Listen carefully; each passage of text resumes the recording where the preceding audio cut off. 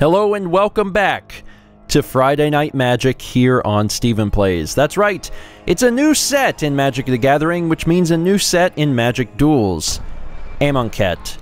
And Amonkhet is a pretty uniquely themed set. It is Egyptian themed, so there's going to be a lot of mummies, a lot of cats, a lot of gods. And I'm actually pretty excited about this set in particular because I went to the real-life pre-release of this event. I thought, for one, it'd be fun to play Paper Magic again because it's been quite a while. And then also I figured since I'm doing these videos, maybe it would be cool if I got a chance to, you know, see the set before I recorded it. And I think it was a good idea. It allowed me to become at least familiar with some of the cards.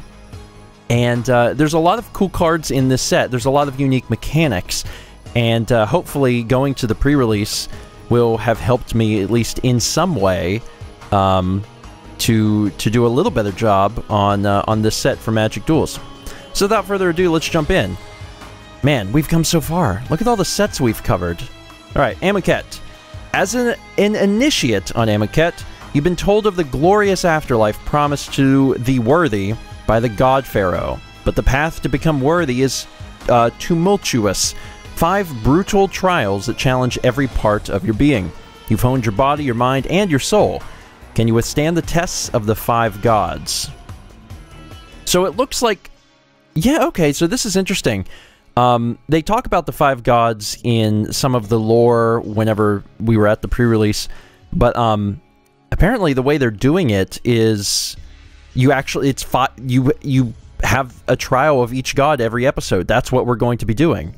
So it's unique. It's different. I'm assuming that they'll get harder and harder, but that's definitely different. So let's jump in. The 2 sons of Amonkhet illuminate the city as you march with your fellow initiates toward the monument before you. You've prepared for this day since birth. The commencement of your journey to prove yourself worthy in the eyes of the God Pharaoh and the 5 gods. You begin at Okhetra's monument, where you and your companions must demonstrate solidarity to survive. And because I know someone is going to ask how I did at the pre-release, I went 2-2. I won 2 and I lost 2. Oh, okay, and there's another screen. In the vast interior of the monument, the first trial begins. The goal is to retrieve the arrow of Okhetra from the hands of her powerful guardians. Your group rushes forward in formation to seize the arrow. One of the guardians, a majestic angel, holds it high overhead. This is going to be different.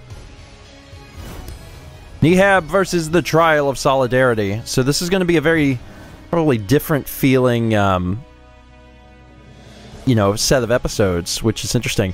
Also, I gotta say, I was a little upset at the pre-release because the 2 matches that I ended up losing, I went 1-2, so I won 1 and lost 2 in those matches, and oh, it was close on the 3rd and final game for both of them. So I got a lot of lands here. I've got Stone Quarry, enters the battlefield tapped. It's a dual land. We also have Gust Walker, 2-2. It's a 2/2 human wizard creature for 2. You may exert Gust Walker as it attacks. When you do, it gets +1/+1 and gains flying until end of turn. So this is one of the new mechanics in Amonkhet. It's exert. If you exert a creature, they don't untap during your next untap step. So you have to really consider whether you want to use that ability or not. If you do, the creature gets some sort of bonus, but you will not be able to use it next turn. You won't be able to attack with it. You won't be able to block with it. If it has another tap ability, you won't be able to utilize that. So that's something to keep in mind if you're going to use Exert. Some of the Exert abilities are actually quite good, though.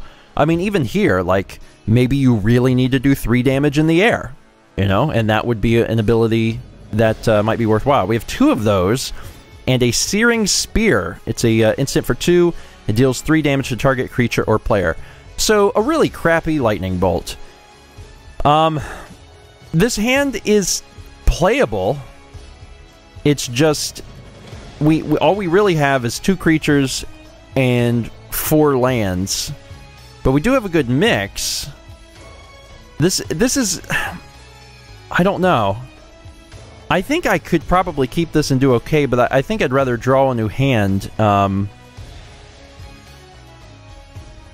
screw it. That's a lot of land. That's more land than I would normally hold on to. But that's okay. We'll have stuff to play, and hopefully we'll get some creatures for it. And I got 2/2 drops, so... Starting off with a Sacred Cat, a 1/1 lifelink with Embalm. This is the other big mechanic in Amonkhet. And basically, you pay the Embalm cost and exile it from the graveyard. So this happens after the creature is dead. Then you create a token of that copy, except it's also a zombie. Or in this case, a zombie cat with no mana cost, Embalm only as a sorcery. And that's basically how it works. They come back from the dead, but it's not the actual card, it's a token copy.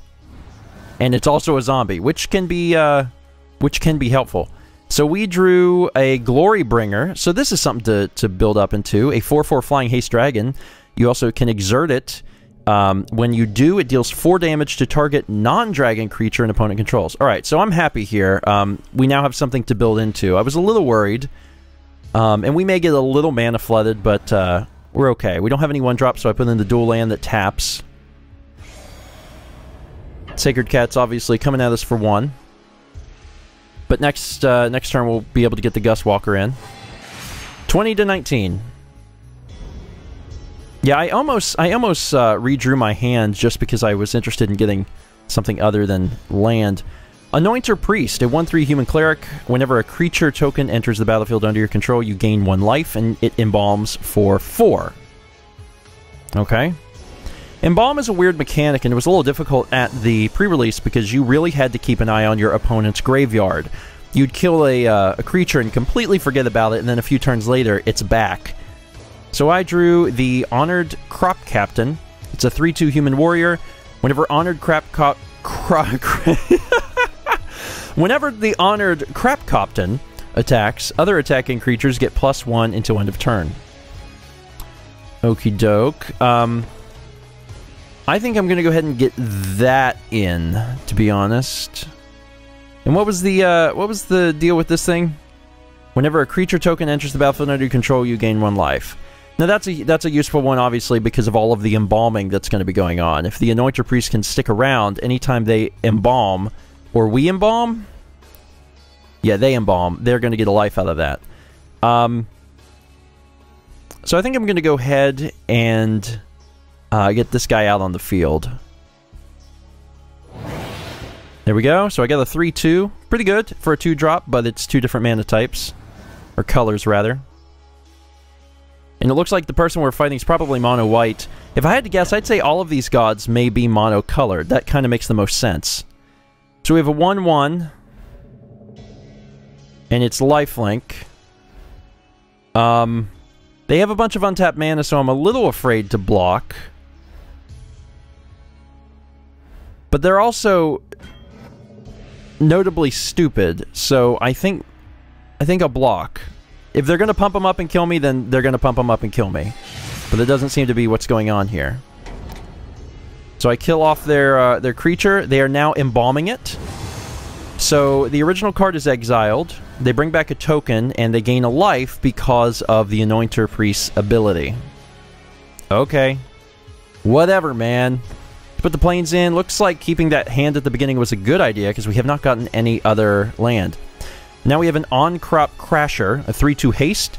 You may exert it as it attacks. When you do, target creature can't block this turn. So that's actually pretty cool as well. I was going to put the Gust Walker in, but now I'm thinking that bringing this guy in as a haste creature makes a little more sense. So let's bring in the Crop Crasher. And then we go to the attack step. And if we... when this guy attacks, other attacking creatures get +1/+1 to end of turn. So I'm going to have both of them attack.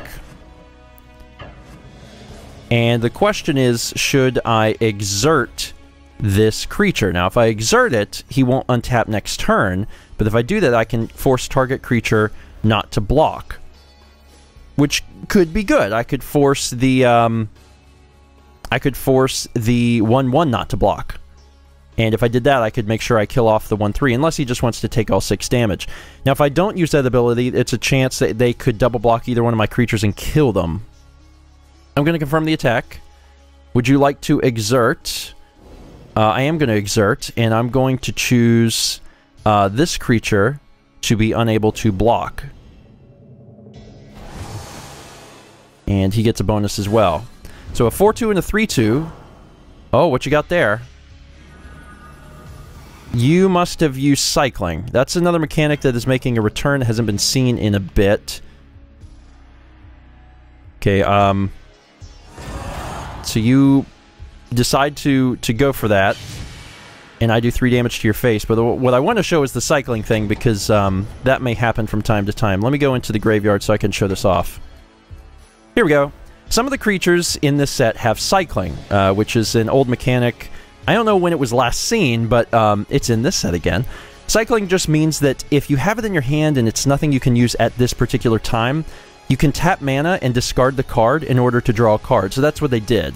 They didn't have 5 mana. They could really use a card draw. So they tapped 2 mana and threw this card into the graveyard in order to draw. Just so you're aware of what's happening there. Cool. That's exactly what I wanted to happen. I wanted to kill off that 1-3, so that worked out pretty well in my opinion. Killed off that creature. I still got both of my creatures, and they just have a little tiny 1-1 kitty cat. And next turn I'll be able to probably get in the Gustwalker unless I draw something a little cooler. Now because that cat is lifelink, he is still gaining life, but it's 1 at a time. It's not really a big deal. There is another mountain, which I'll go ahead and put in. And at this point it's Gustwalkers, and I also got the Searing Spear. I think I'm going to go ahead and get both of the Gustwalkers in. So Gustwalker 1, Gustwalker 2. Seems fine. Go to the attack step. Now I exerted the 3-2 last turn, so they aren't going to be able to do anything, but I'll swing for the 3-2. Its ability goes off, but nothing happens. They are using... Oh, look at this. This is a creature that has Flash, which means that it can be played as an instant. So it's a 2-2. When it enters the battlefield, you may exile target creature if it attacked or blocked this turn. Return that card to the battlefield under its owner's control at the beginning of the next end step. Well, that's gross. So they are playing this... Wait, what did they... Hold on. What did they do? They targeted the cat. Okay, we traded, but I'm a little confused why they targeted the cat. Let me look at this. When it enters the battlefield, you may exile target creature if it attacked or blocked this turn. I'm not really sure what that was about. They couldn't have targeted the cat because it didn't attack or block this turn, so I'm not really sure what that was. What was up with that? Either way, we traded. Alright, so what are you doing? You embalming? You are embalming! So that 1-3 Anointer Priest is back. Fun! Alright. So we got another land. And I could play this, but it... oh, it enters tapped unless you control. Okay, so then we can put that in. Which will allow us to go ahead and put the Glorybringer Dragon in. Deals 4 damage to target non-dragon creature. Well, howdy doody. And it can fly, which seems pretty great. So we're about to do some mad damage here. Now, when this exerts, it deals 4 damage, so I can kill off that 1-3. When this exerts, target creature can't block this turn. Although, it's not going to matter, because if it's just a 1-1, if it tries to block any of these, it's going to die. So that's pretty sweet. Attack with all. Confirm attack. Would you like to exert? I would. This one, if it exerts, gets +1/+1 and gains flying to end of turn. That's not really that important, in my opinion. I'm going to exert here, and that'll be it. That's the only one I want to exert with. Now this exert happens, 4 damage to the Anointer Priest. So that happens before the combat goes through. So now they only have one thing to block with. Are they going to block? They choose not to block, and instead take a pissload of damage. That's fine, man. Your funeral. Now, I exerted the dragon, so I won't be able to block or attack with the dragon next turn, but I still have 3 other creatures I'm not exactly hurting. They're down to 11. as my turn comes to an end. You only got the token of the kitty. Putting in compulsory rest, it's an enchantment aura. Enchanted creature can't attack or block, but the enchanted creature has pay 2 and sacrifice this creature to gain 2 life. This is basically a pacifism that's not as good. When they pacify my creature's not going to be able to attack or block, but I can sacrifice it in order to at least get something out of it. I can gain life. And yet another Anointer Priest. Really like those Anointer Priests, I see. Okay, let's see what we got here. Another Searing Spear. I'm going to put my planes in. Now, this is a bad predicament because I don't know what deck I'm using. I don't know all the cards that are in my deck, so I don't know if I have something to remove enchantment auras. If I do, then I can get rid of this. If I don't, then it might be in my best interest to sacrifice my guy. Which, I mean, honestly really sucks, but it is what it is. Okay. So right now, it's actually urging me to sacrifice them, which is sad, but I also understand there's nothing I can really use my mana for, and I don't know what kind of removal I have, so I think I might go ahead and use this. Sacrifice this creature to gain 2 life. Zoom to ability. I have to come down here. There we go. And it's asking me, how do I want to pay for this? And I'll pay for it with white. Because if I want to use the Searing Spears, I'm going to need them there. And now, if I want to use a Searing Spear, it would be a good time to do so. Do that, and then they can't block with that creature. And I can come swing in for 2. So let's continue on to the attack step. And I'm going to swing with both of these. Now, I could swing in the air if I choose to exert, but I honestly don't really have a desire to. I'd rather have them untap next turn, and that 1/1 isn't going to be able to kill me anyway. Next turn, if things go my way, I should be able to win. So he's going to finally get rid of the cat. He takes 2, but then he recovers 1 off of the lifelink from the cat. So let's see what we got here. We go to our main. Obviously, I have nothing to do with Searing Spear, so I go to my end. Things are going pretty good for me. 10 to 20. And I can do 10 damage in the air next turn. You got to play a flyer. You do not have a choice. You have embalmed your Anointer Priest, who is not going to help you. And I've just drawn another Honored Crop Captain. I don't think I'm going to need it. So let's go ahead into the attack step. And let's swing.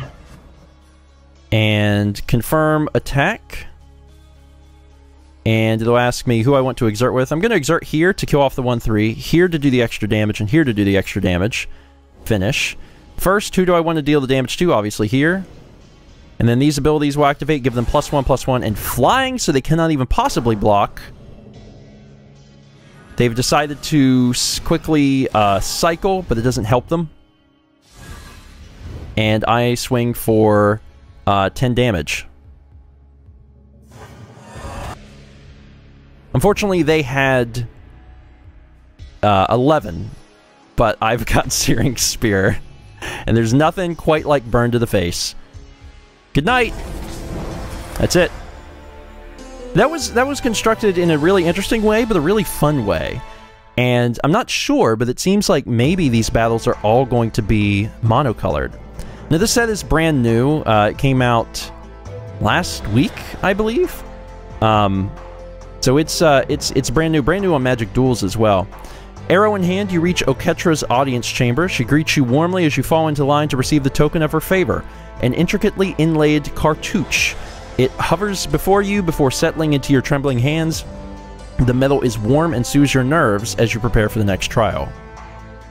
Neat. We've got I'm pretty sure I said that correctly. Cartouche. Or cartouche. So that's it.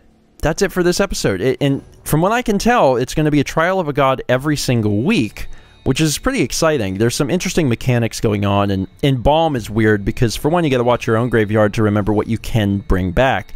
But you got to keep an eye on your opponents, because even when you think they're down and out, suddenly they've got cards coming back from the graveyard.